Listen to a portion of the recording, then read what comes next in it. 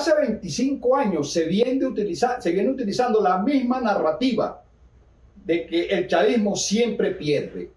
Una matriz internacional donde la única manera es a través del fraude, porque por un supuesto de que si gana es un fraude que nunca ha sido probado.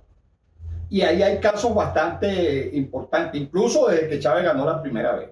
El caso de Salah Romer, el caso de Capriles, el caso de Henry Ramos Ayú y el último caso que fue el caso de Henry Falcón. Ahorita actualmente está posicionada la matriz del 80-20, donde la líder de la oposición, María Corina Machado, y sus influencers internacionales determinan que ya el chavismo perdió.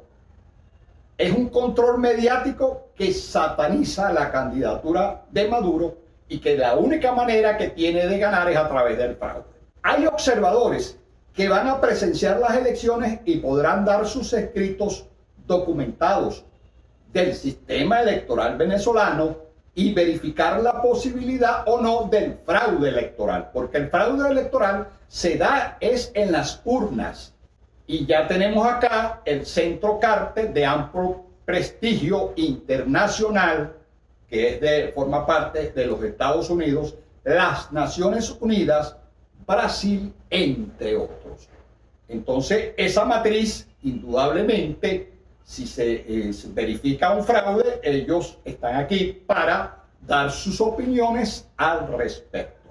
Y bueno, siempre ha sucedido que el fraude no ha podido ser probado. En el 2018, las condiciones económicas y el desabastecimiento eran evidentes.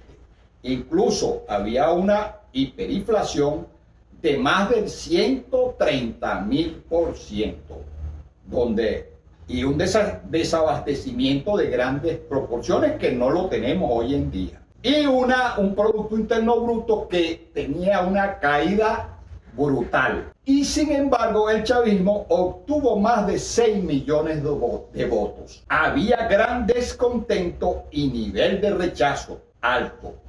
La abstención llegó al 65%. Ahí jugó un papel preponderante, hay que decirlo, la abstención, que hubo de 55%, ya que la participación fue de 45%. Cuando usted suma ambos, ya que uno es una correlación inversa, la suma da 100%. Escenarios. En un empate técnico que pueda favorecer, el empate técnico puede favorecer a la maquinaria organizada para la búsqueda del elector, que es el elemento sustantivo el día de las elecciones. Más que los testigos, por el sistema electoral que se tiene en Venezuela, es importante el buscador, las personas, el grupo que se debe de tener para ir a buscar a las personas, porque lo primero que tienen que ubicar es dónde están, irlas a buscar y traerlas para el efecto electoral.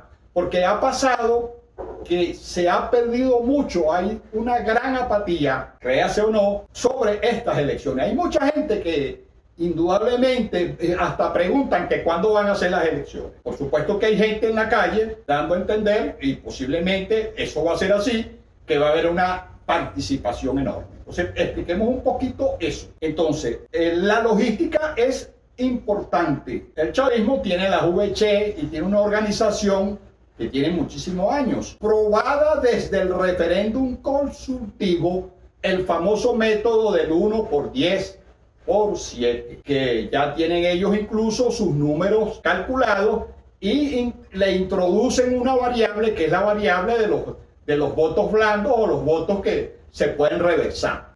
Entonces, la abstención, y este es un punto importante para los opositores, y sobre todo los opositores radicales, la abstención pareciera ser que disminuirá.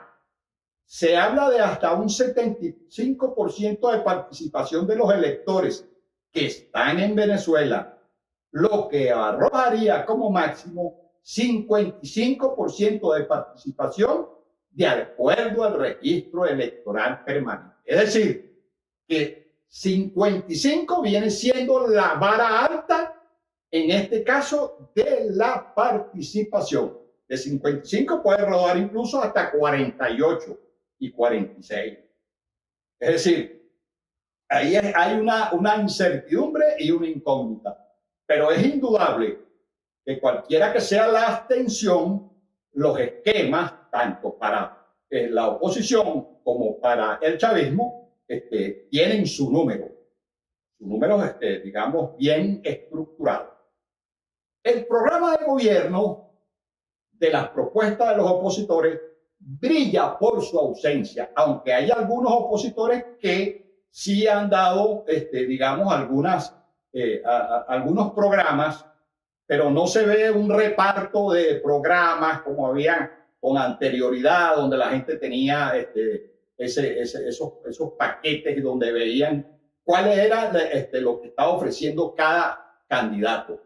Incluso hoy en día con la tecnología debería de haber esto que se llama una página web donde se señale claramente cuáles son precisamente las alternativas que debería de tener cada candidato. Eso yo, por ejemplo, no lo he visto.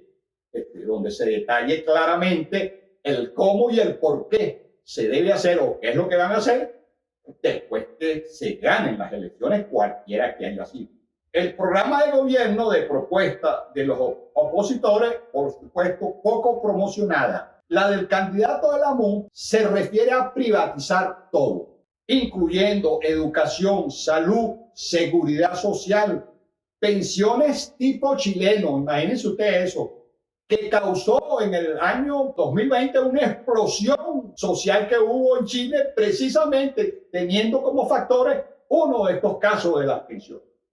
Entonces, ese es un tema para tomar en cuenta, donde las administradoras de fondos de pensiones se toman hasta un 40% de lo que se recauda.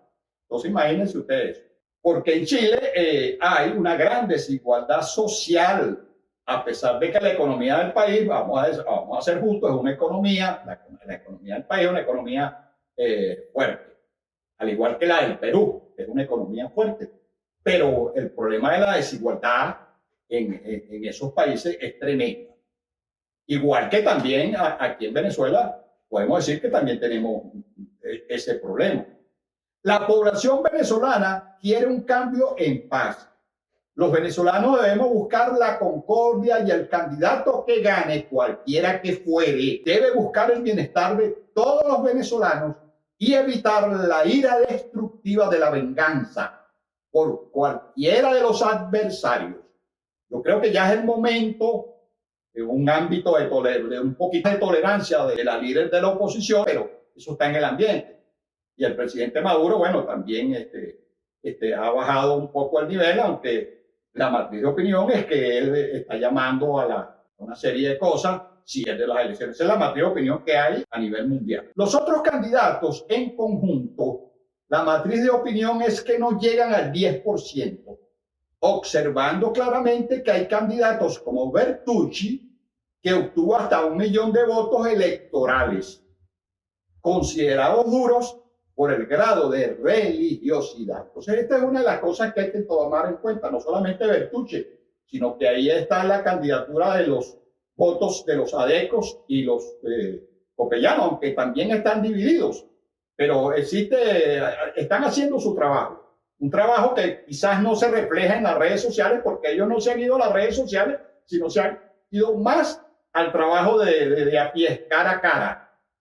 Ese es un trabajo que desde el punto de vista de ellos consideran que va a dar su fruto. Las encuestas han minimizado estas candidaturas y han promovido la polarización, clave en la parte opositora. Es decir, las encuestas son de quien las paga. Las encuestas se manejan precisamente para darle al que paga la encuesta una información que por lo general el pueblo de a pie desconoce. Una de las cosas que sí es importante tomar en cuenta aquí es precisamente al pueblo de a pie. Ese pueblo silente que el día de las elecciones va a tomar precisamente, va a ser el gran elector para determinar quién va a guiar los intereses a favor de todos los venezolanos en representación precisamente de Venezuela.